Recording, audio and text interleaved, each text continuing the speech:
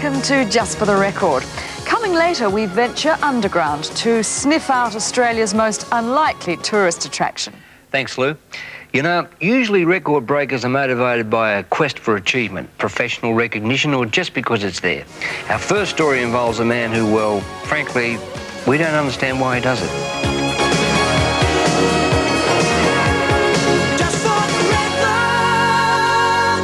Some people are mad about breaking records, and some records are mad. Michael Speed falls easily into both categories. He wants to be the first man to crawl across Australia's Simpson Desert. There he goes now. Nothing like good timing, huh, folks?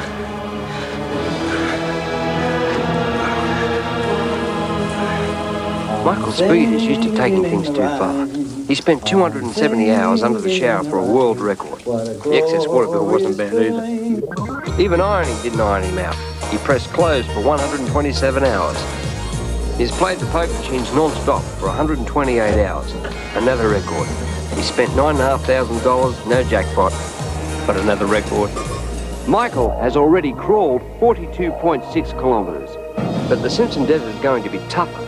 It's 77,000 square kilometres of sand in the centre of Australia. No water and no sharks. And temperatures can soar to 50 degrees Celsius. To make it across, Michael will have to crawl 310 kilometres. You just have to ask the question, why? Because it's never been done before. It's only been done running, driving, pushing a wheelbarrow, but it's never been crawled. And that's how I'm going to do it. And after the Simpson Desert, what then? Well, Michael Speed has revealed exclusively that Just for the Record, he wants to crawl from Sydney to Melbourne. There he goes now. So tell me, Michael, have you crawled across the desert yet? No, I haven't done that yet, Gary. Why not? Lack of money, no sponsor. What about to Melbourne? Have you crawled to Melbourne? No, that's not on the drawing board. No, finished. Finished. What have you got coming up? I've got some new ones coming up. I'm going to walk on crutches for 3 days. I'm going to attempt to break the hopping record on one leg, which is 2.5 hours. And I'm also going to do another new one, which is riding a scooter. Right. Well, I'll tell you what, Michael, I've got something for you to do right now. Your name's Speed, that's fast. You want to crawl across the desert, that's hot. The next story is hot and fast. Would you mind introducing it for us? We'll be right back with a guy who's setting the stunt world on fire. Get into the swim. Get into Just for the Record. Oh yeah, just for the record. The best of everything. Just for the record.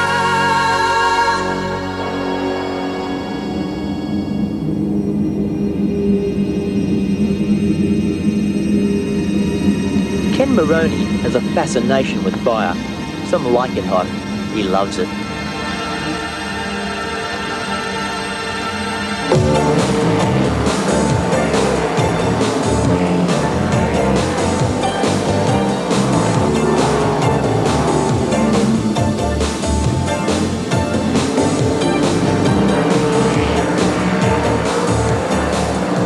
And it doesn't get too much hotter than out there on the speedway.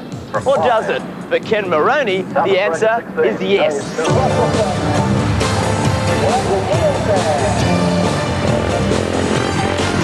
Ken is a 29-year-old Adelaide stuntman who scratches a living out of performing some pretty amazing motorcycle stunts while on fire. A hot act, to say the least. But it's going to get a lot hotter. In just a few hours, Ken Maroney will attempt to break his own world record for a stunt he calls the Highway to Hell, a 25-metre or 70-foot tunnel of fire. But there's no audience to cheer him on and no big fat prize money purse at the end of this tunnel. Because tonight, for Ken Maroney, it's just for the record. The record for the tunnel stands at 60 feet, 20 metres, and when he set that record 2 years ago, he nearly didn't come out the other end. A stunt like tonight's tunnel of fire, it is a world first and an extremely dangerous stunt. How do you train for something like that and implement it? I practice it a few times with my eyes closed so that when I do ride through the actual fire tunnel that's full of fire, you can't see a thing in there. And halfway through, the motorbike usually starts to stall because there's a lack of oxygen in there. So I pull the clutch into the motorbike and I'll freewheel out the other side because the motorbike actually will stall in the middle of the tunnel. Describe the high you get after you finish a stunt. A classic adrenaline rush. I feel great. It's just about killed, and then here I am standing, waving to all the folks. I feel great. Real good satisfaction. What if it stops in the middle? I wouldn't advise staying in there for too long because you might get grilled. Ken has chosen the windswept sand flats of Port Gawler, where horses compete with horsepower for the attempt. Strung out across this deserted beach is 25 metres of chicken wire, hay bales, old tyres and cardboard cartons soaked in gasoline. One match will turn it into a tubular inferno. Ken has been riding, falling off and crashing motorcycles ever since he was 10 years old. The first fender event was on dear old Dad's 100cc scooter. Today the machines he rides are 10 times more powerful and he rides them on one wheel. Radical monos, as he puts it. One thing I like about a stuntman is, for a start, I used to be a fitter and turner by trade. You'd work every day, you'd just do a little bit towards this thing that was going to get made in 2 years and you'd never see it. At least with the stunts I do, we do it in one day, we film it. If it's for a movie, you see the rushes at the end of the movie, you get good work satisfaction out of it. You know you've accomplished something, you know, and you don't have to wait 6 months to actually see your end product. But Ken doesn't always land on his feet. Times are tough in the stunt business and work hard to come by. He runs his company, Southern Cross Stunts, from an old tin shed in the South Australian countryside and does all his own preparation work.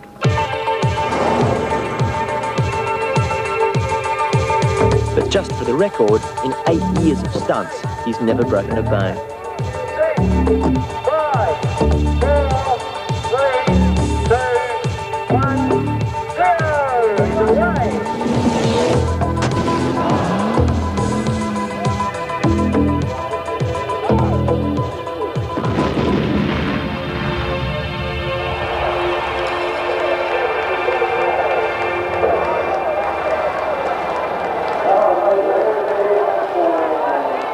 But there's always that one variable, that little something you don't count on.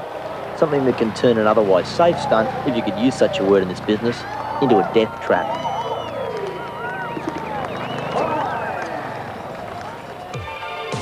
Tonight, it's in the shape of a hefty 25-knot wind sweeping Port Gawler, a wind that could blow him off course and into the wire meshing. With a rising tide and time slipping away, Ken decides to make the attempt. But seconds before Ken makes his approach, disaster strikes. Only one side of the tunnel catches fire, and in the mad confusion that follows, he is still given the go-ahead. The attempt is a total and utter write-off. But Ken Moroney doesn't give up without a fight, and the next day, he's back on the beach to rebuild the tunnel.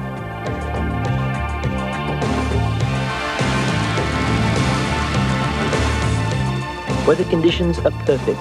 All he has to do is make it through. Under 10 layers of overalls and covered from head to foot in fireproof gel, he starts his approach. But 1 inch from the end, Ken Moroney's attempt comes to a savage end. His bike crashes into the last pole, throwing him into the blazing hay.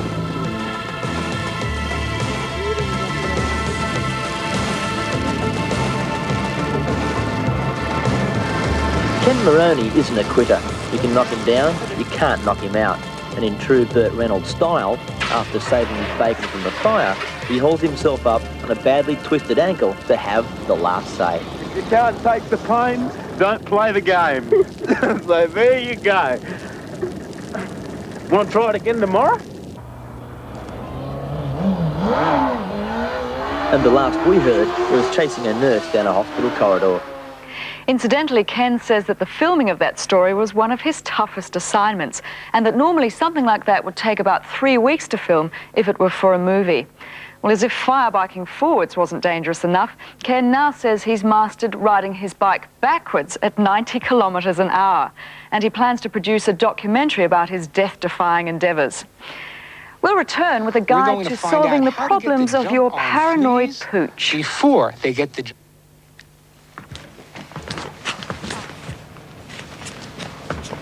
Oh, I want to talk to all my four-legged friends out there now. All the puppies and the pussies. Are you feeling mixed up and down? Do you suffer from pussy paranoia or doggy depression? Do you feel that humans don't understand you? Well, this next story is for you. So park yourself on the lounge and have a good look. Good afternoon, everyone. I'm Warren Eckstein, and welcome to the Pet Show. Well, you looked outside today. You know it's springtime. Are you itchy yet? If you're not, don't worry. Fleas won't get you yet. It's still early in the season. You know, it won't be long before you and your pet are scratching in unison. But it doesn't have to be that way. And today, we're going to find out how to get the jump on fleas before they get the jump on you. And I mean that literally. On New York's #1 talk radio station, WOR, Warren Eckstein lays down the law of the jungle to millions of listeners. America's pets and their parents hang on to his every word as he solves the problems of a nation struggling with the animal kingdom. Just for the record, Warren is the world's first pet psychologist. Your baby. Apart from hosting America's most popular animal talkback program, Warren takes his pet psychology to its natural conclusion with his pet on the couch therapy. Today, his guests Harry, Lynn and Sasha are about to undergo some psychoanalysis. And as you'll see, Warren believes most problems are caused not by the pet, but by their owners. And in the studio right now, I promise this is the pet on the couch. No one else in radio has the guts to do what I do, and that's to bring two people into the studio live. I've never met either one of them, and we're going to talk about them, and that's Lynn and Harry Neinstein. Do I got that right, guys? And the cutest little German Shepherd mix named Sasha. Sasha was part of the package deal. What a dowry. Harry, how did you wind up with two brides instead of one? Well, actually, I was the one who wanted Sasha. You were the one who wanted Sasha. Yeah. Well, we both wanted Sasha. All right, see, we got an argument going already. You both wanted we're both like Sasha. Look how upset Sasha's getting. The eyes are starting to tear, just like real therapy. Do me a favor. Take this tissue, wipe the dog's eyes. Thank you. How's that? Better, Sash? What a gal. Oh, I can't believe this dog. Give her a kiss. There you go. Okay, let's find out more about Sasha. Give me Sasha's scenario. Sasha turns out to be the kind of dog that will embarrass his owners at every opportunity, jumping at guests, eating table napkins, a familiar scenario to many dog owners. Well, although Lynn turns a blind eye, it's become too much for Harry, who has turned to violence. Now, Harry, let's turn to you for a second. We understand the dog has a problem with being hit. Did you always grow up being a dog hitter? No. When did this dog hitting start? Since I got her. Now why? I don't understand it. Why would, look at, if you people could see through the dial, you would see a dog that's sitting up on a chair as we speak, like an angel, right? Oh. Is the dog doing anything wrong? Harry, admit it. No. The dog is being a perfect angel. Jeff Fitzpatrick from Australia. Is this dog being an angel? He is. Okay, there you go. The dog couldn't be any better than he is. Why? Why would you hit this dog? Well, it's discipline. What kind of discipline? Well, when she's bad, she gets punished. What about when she's good? Well, she gets affection, she gets, dog food. Oh, thanks. You give the dog a piece of candy when she does something right. How about a hug and a kiss? Oh, he does. Does he? Harry does hug the dog. He does hug her. Sounds like you're a little jealous. And just to show you how bad it is to be hit, I want you to stick your nose over towards Lynn. Go ahead, stick your nose up. Lynn, hit your husband. How'd that feel? Light. Well, hit him harder. Go ahead, stick your nose back again. All right, see, now you feel intimidated, you feel embarrassed, you're a little red. No hitting at all. So hitting is a taboo, okay? You know, you're not going to believe this, but I started out as a very shy kid. And when I came home from school, my parents looked for me. I was always in the back in the woods talking to rats and mice and ducks and chickens, whatever was there. And I've just always been a fanatic. I always found that people can lie to you, but animals never do. Whether they like you or not is secondary, but if they're honest and you sit down and you talk to them, it's a whole difference in the world. They don't buy you a drink and then call you a name afterwards. If they don't like you, you don't get the drink first. Warren, who are some of the famous animals you've worked with? Well, Lily Tomlin, who's a good friend and a very well-known actress, had a dog named Tess. It was a little Norwich Terrier. And the dog had multiple personalities. It was like working with Sybil. And the reason for that was that Lily always practices different roles. She's one person 1 minute, another person another minute. The dog had no idea who it was living with. So it took me some time to unravel these personalities, but it worked out well. Okay, I thought I heard it all. The phone rings at my office. Warren, I need a lion for a commercial. Warren, I need a monkey for a commercial. Warren, I need a dog or a snake for a commercial. But I'm looking at my engineer, Al, right now. You're not going to believe, Al, the call I got this week. Warren, I need a 6-inch long centipede for a rock video. Are you ready for this? A 6-inch long centipede. Cheryl Teagues, who's a very close friend, her dog Martini knows that he belongs to probably the most beautiful woman in the world. So, like, he walks down the street and struts his stuff. Now, I can do just about everything. Coming up with a 6-inch long centipede. Rodney Dangerfield, his dog is a comic. I would swear to you that if Rodney Dangerfield's dog could stand up on its hind legs, it would be doing comedy routines at a local comedy store. So dogs and cats take on the personality of their owners. All right, I admit I'm pretty good with animals. I get to the studio, and the producer says, all right, Warren, it's not a difficult shot. It's a rock video. We have some dominoes. We're going to knock the dominoes down. And then all that has to happen is when the domino falls, the centipede walks out of the box down past the dominoes. Hey, no problem. Centipede come. What am I supposed to do? If the centipede walks out, he walks out. This thing has 100 legs. I'm not in control. So no matter what bracket you're in, the famous people or the non-famous, when it comes to their animals, they're just crazy about them. I get the impression you put animals in front of people. Would that be fair? Well, I have to take into consideration that I consider us all animals, and just because we have one species over here and one species over there, I don't think we're any better. I think we're more evolved, but that doesn't mean that we can treat them less than we would treat ourselves. So I think we should treat them as equals, and I don't think that they're better than us or we're better than them. I think the bottom line is that we all have to live here, and if we understand each other, we'll all be better off for it.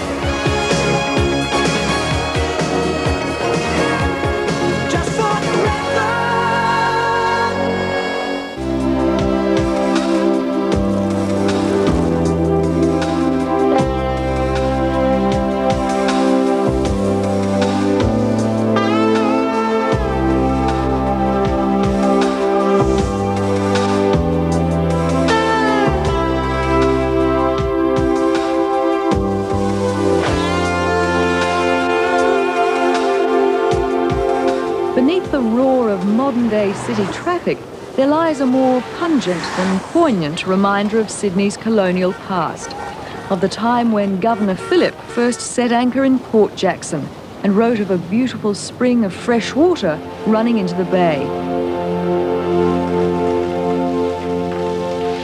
Who'd have thought that a 200-year-old stormwater drain would become the next tourist hotspot? Well, if you're the sort of tourist that likes to take in the sights and sounds of the city, you'll be keen to take in the smells as well. Well, you've come to the right place. Just for the record, that spring and its various reservoirs soon became known as the Tank Stream and can be traced today beneath Hunter, Pitt, George and Bridge Streets. Why on earth would people want to visit an old sewer? Probably to see how it was built, how well it's constructed, and how things have lasted over the years. Do you think it reveals anything about the character of the city of Sydney that they didn't already know? It's something different that they don't normally see, and most people, I think, are sticky beaks, so that they like to see something different and see how things were done 100, 120 years ago. Now, be honest with me. Do you ever see any unmentionables floating past? Now and again.